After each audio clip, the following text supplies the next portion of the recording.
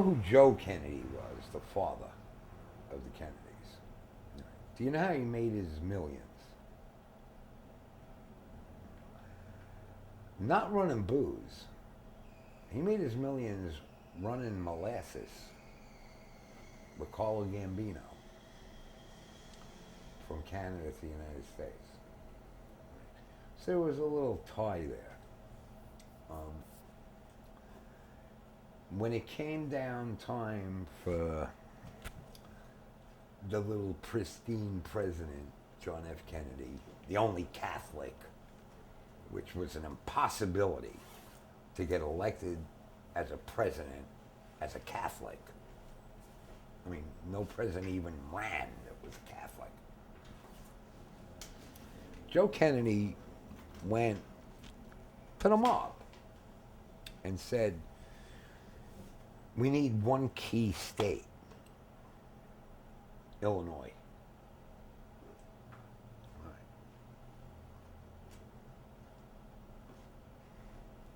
Sam Giancana, Momo, was the boss of the outfit, what they call the mob in Chicago.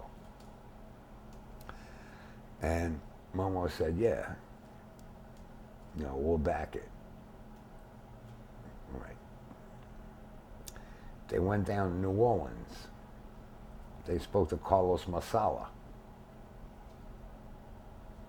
Yeah, we'll back it. They went to Florida where the convention was held.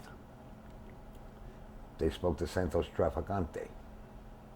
Yeah, we'll back it. The one vote they needed was Carlo Gambino, because he was the capo di tutti capi, the boss of bosses. Carlos said, we'll back it. They got Kennedy elected. One of the provisions was, we're putting your son in as president. That means there's not going to be no federal heat on the mob. What does JFK do? He puts his brother, that scumbag Bobby Kennedy, makes him the Attorney General. And what does he do? I am going to war against the mafia. And everybody went, what the fuck is going on over here? We got this fucking Irish fucking man elected, and now he's got his brother, the Attorney General, is coming after everybody. Went after Hoffa, went after the Teamsters, went after every mob family in the country. They said to the father, Joe, what the fuck is going on over here? Well, I have no control over, this and that and the other thing. And they said, well, we got your son elected president here. We carried 22 states over this shit. And now they're coming after us. Joe Kennedy basically bowed out of it by saying, I have no control, blah, blah, blah. Carlos Masala, the boss down in New Orleans, Santos Trafficante, the boss of Florida, Momo, Sam Giancana, who him and Kennedy shared the same girlfriends, including Marilyn Monroe.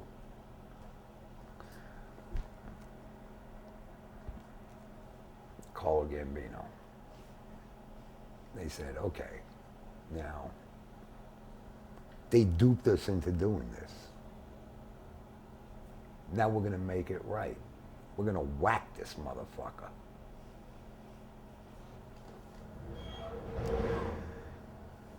They brought Sicilians in to do the work from Sicily. They brought them in through Canada. They went down there. They did what they had to do. They left. They went back to Canada, supposedly to go back to Sicily. They whacked all of them.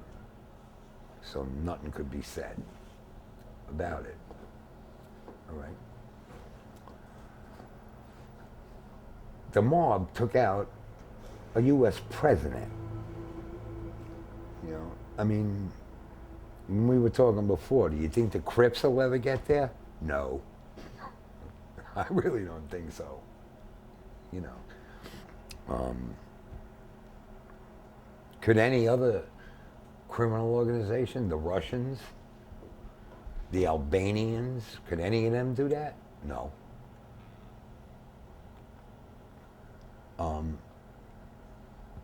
Bobby Kennedy kept up his fight against the mob. Hello, Bobby.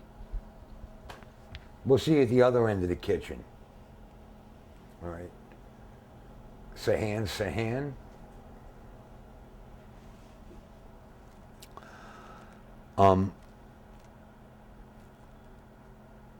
Nobody really understands. I mean, did you ever? I mean, I read, and it's like this. I read the warrant when I was in the witness protection program in the beginning. That's one of the things I asked for, because you pass time in between your debriefings and stuff. I read the Warren Commission report. Anybody that believes that believes in Alice in Wonderland. Okay? I mean, the magic bullet and all of this. I mean, they have tried to duplicate that shooting with U.S. Army Special Forces snipers that are the best shots in the world.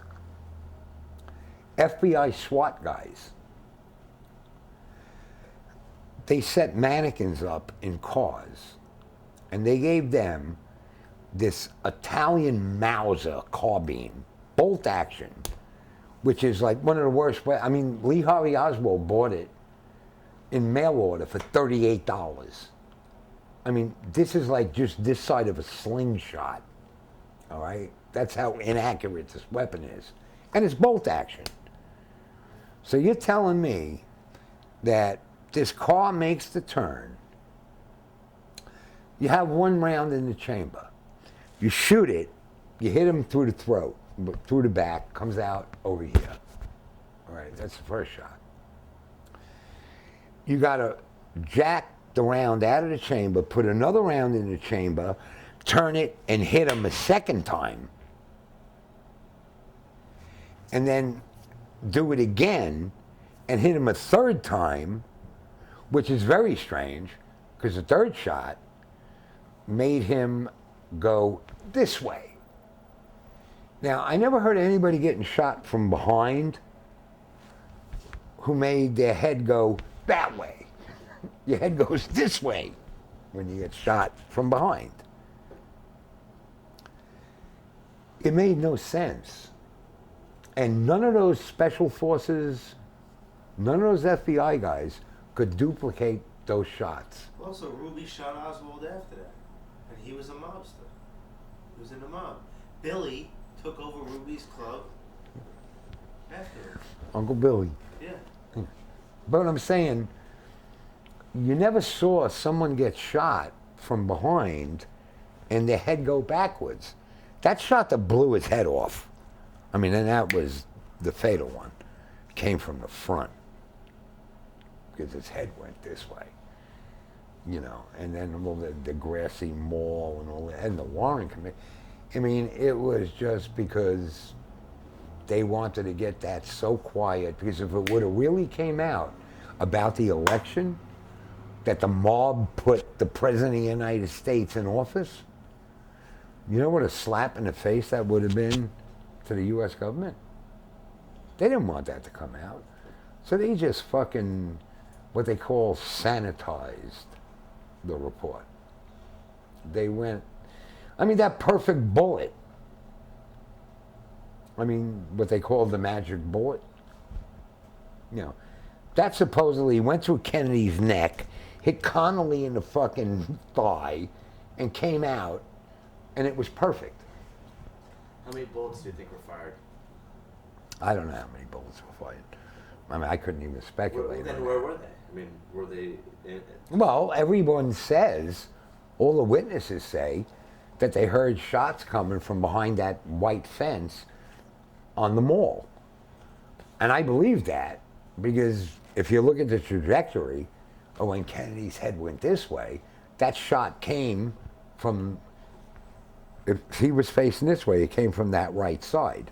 And that's when they said, they saw this policeman taking off his cap, taking off his uniform. I mean, come on.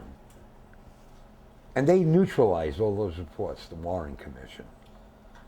You know, Oh, what? the fucking mafia whacked the president and got away with it.